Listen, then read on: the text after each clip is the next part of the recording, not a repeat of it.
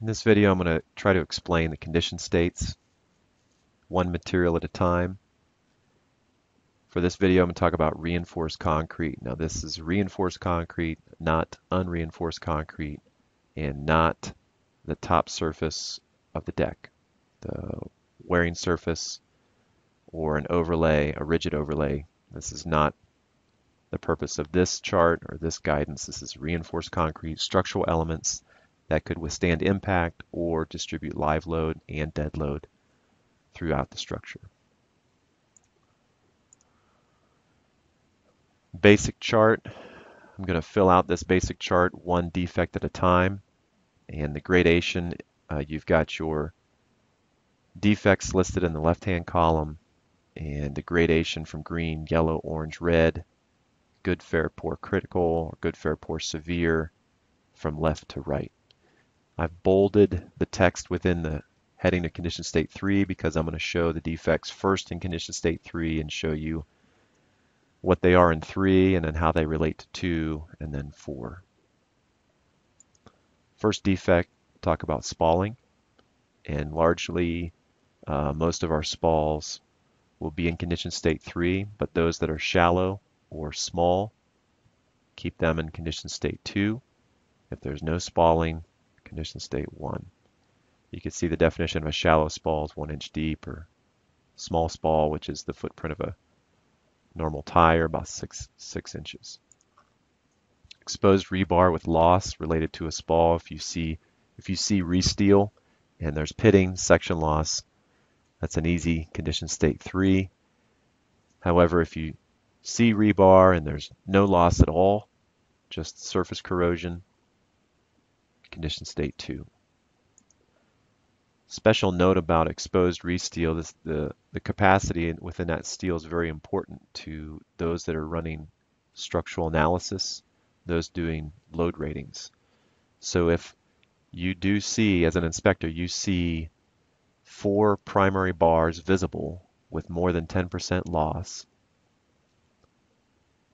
or 4 primary bars visible with 360-degree exposure. That means you could reach up and put your hand all the way around it. Then that should be condition state 4.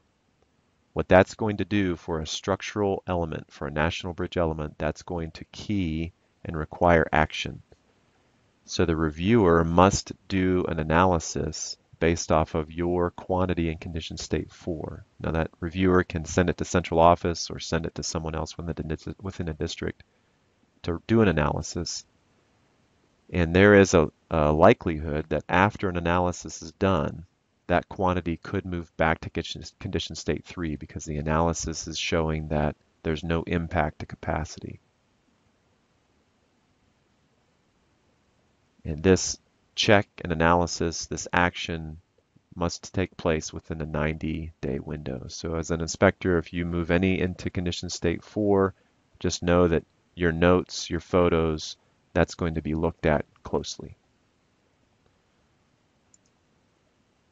Condition state 3, next defect, if it's a patch that has a problem or distress or is unsound, that's a condition state 3. However, if it's a patch, the best that a patch is going to do is move it to condition state 2. Now this is a concrete patch. This is a good patch that is sound, condition state 2. Delaminations. The worst a delamination is going to be is a condition state 2 unless that area has been patched and that patch is now unsound. So a delaminated patch, condition state 3. Next defect that's very common within our concrete decks, efflorescence, and heavy efflorescence is going to be condition state 3, and the definition of heavy is efflow with buildup or stalactites. Light efflorescence is condition state 2. Something light is obviously not heavy. Usually the efflorescence that's highlighting a crack or no buildup, that would be condition state 2. Cracking is the next material-based defect in this cracking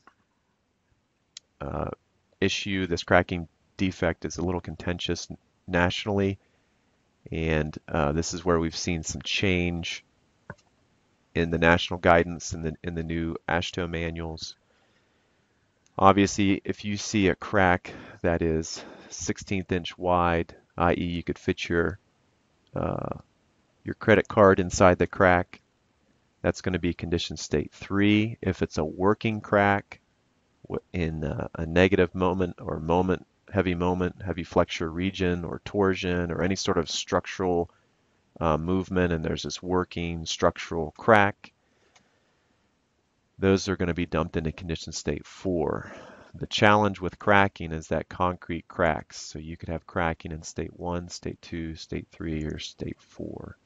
Those again that are in state 4, keep in mind those are going to be checked and there's action required, and make sure your notes are good, thorough, quantitative, photos, numbers, enough to justify, and after an analysis could move that condition state 4 quantity back to condition state 3. If and when that happens, there has to be notes within the report, so the next inspector doesn't move this back and forth.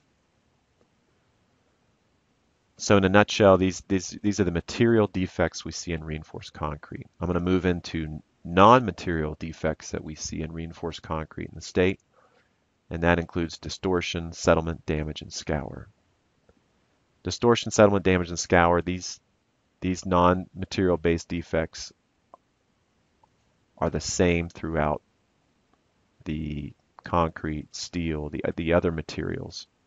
And I want to spend just a moment on scour, and so we know that scour has a separate item,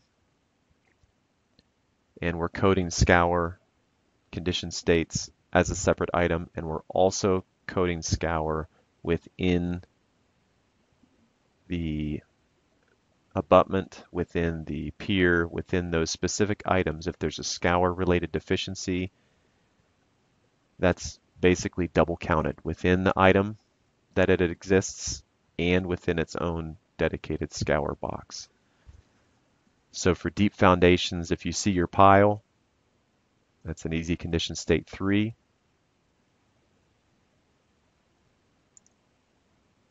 And if there's a lot of the pile exposed, i.e. more than you feel comfortable with,